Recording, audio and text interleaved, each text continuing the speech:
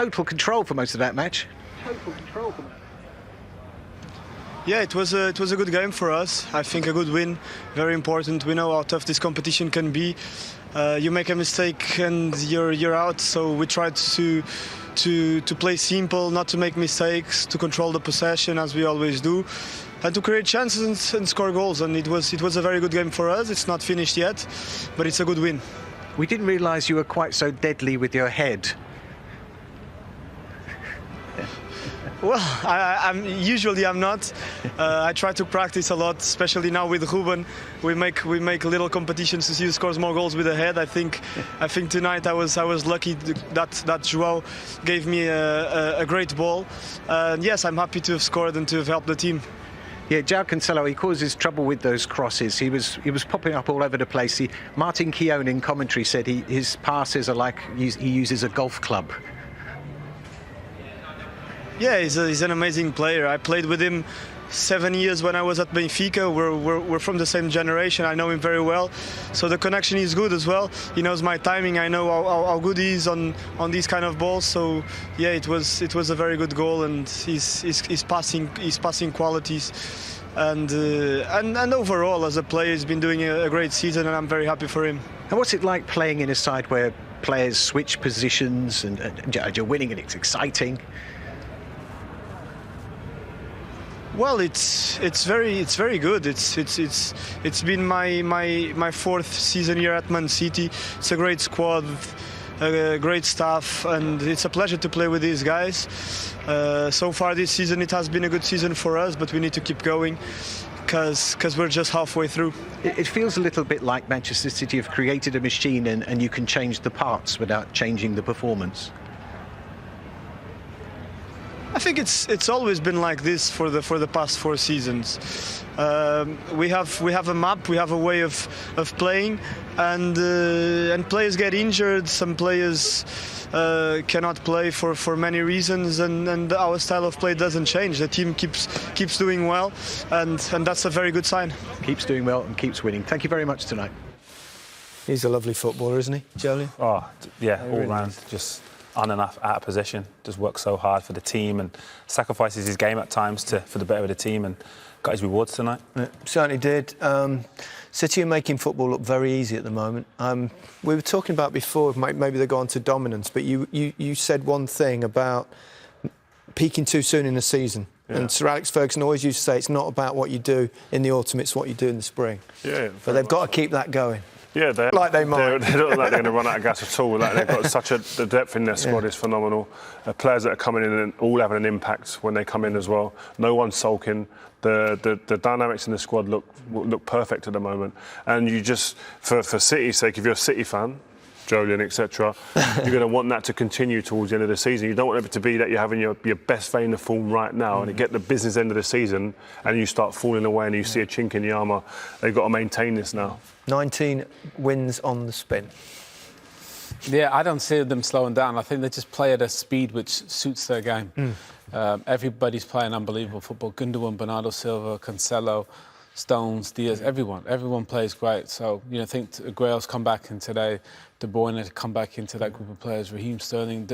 Even if one of them has an off day, which they don't really, there's another 7 or 8 unbelievable. And even if they got 3 or 4 injuries. Yeah, I don't think it hurt them, honestly. I think the speed at which they're playing the game, I don't think they're going to fatigue. I think in the past, when they tried to compete with Liverpool with those transitions and Tottenham, I don't see that this year. I think they got it sussed in terms of playing at their speed. I think that the system that they play and the philosophy that's been implemented, that overrides any impact of any individual in this team, and that shows you in. Funny enough, that leads me to a question I was going to say, because we saw the impact, obviously, of Van Dijk. They've lost him at Liverpool, and if you took Vardy out of Leicester or 1 or 2 of the other sides, or if you lost one player, because everyone said but if they lose De Bruyne, and then they did, and it didn't seem to make any difference. Possibly Cancelo.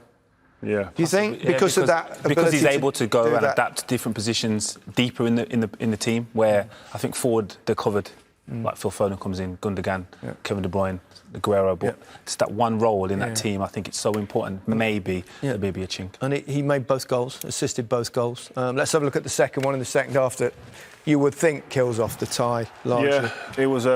He kept popping up in this position all game, really, and that inside left position high. This is the left back, by the way, playing inside the pitch. Almost an identical pass to the one in the first half to the same player. Good movement. The fullback's got to see that. He's got to open his body up. Jolyon mentioned a great point from a defender's point of view. If the forward can see your number, which you can see clearly there, you aren't controlling the situation, can't react, and bravery from Jesus to poke it in. I think the thing is as well, with Cancelo going into midfield, that means that all those attackers can get in the box. I don't think there's enough defenders there to mark the boys. Yeah. Historically, there'd probably be, maybe 2 or 3 attackers in there. Now City get 4 and 5. I think it's for the defenders. I think it's pretty much impossible to mark all the boys. Yeah, they've got so many good players, that's for sure. It was very similar, as you mentioned, to the first goal, wasn't it? And obviously, Cancelo's cross. This time, Bernardo Silva actually nodded it in himself. Yeah, but what I think is the difference is now is the fullbacks are not overlapping, but the recovering players are getting back to double up on the wingers, but also now it frees them up to put this ball in the box. I think the second goal especially, you see Cancelo just putting it into areas that he knows players are making runs, and Bernardo Silva touched on it in his interview. He's aware they've played together at young ages and aware of each other's qualities and where he should be. And when you're giving players of this quality simple tasks, they're going to execute, and that it looks simple, but it's a great header. It's crazy because Bernardo Silva last season was out of the squad for out of the first team for large periods, and you almost think, is he going to be one of the players that's kind of sacrificed a little bit, go out to another team? It's funny how that happens. John Stone's similar in many ways. He keeps players engaged. From the outside, everyone seems like it's fragmented maybe, and this player, he's surplus to requirements, but then all of a sudden something happens, and he gets the players re-engaged again, and then they're back in and they're flying, and it's obviously something that he's doing as a manager. That tactile, he must have that. Ederson had one save to make. It was in the 93rd minute, and that was Rodri giving the ball away, wasn't it? Which was a rarity in itself.